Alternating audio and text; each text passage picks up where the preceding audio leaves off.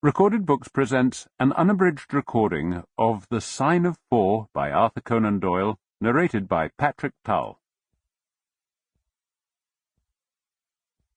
Chapter 1. The Science of Deduction. Sherlock Holmes took his bottle from the corner of the mantelpiece and his hypodermic syringe from its neat morocco case. With his long, white, nervous fingers, he adjusted the delicate needle and rolled back his left shirt cuff.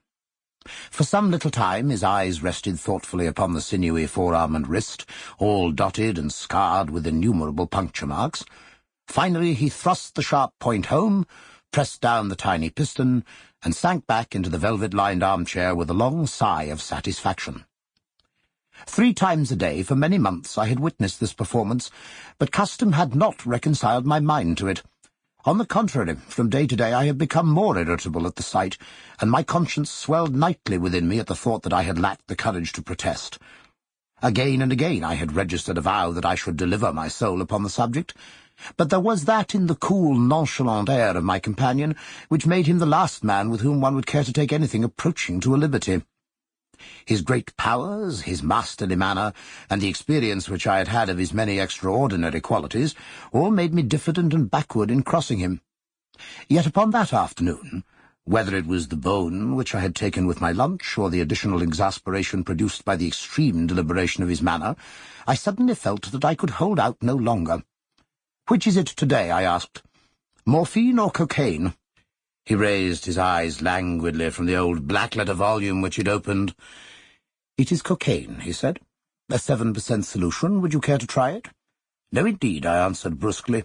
"My constitution has not got over the Afghan campaign yet. I cannot afford to throw any extra strain upon it."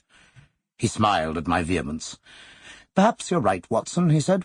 "I suppose that its influence is physically a bad one. I find it, however, so transcendently stimulating and clarifying to the mind that its secondary action is a matter of small moment. But consider," I said earnestly, "count the cost. Your brain may, as you say, be roused and excited, but it is a pathological and morbid process which involves increased tissue change and may at least leave a permanent weakness.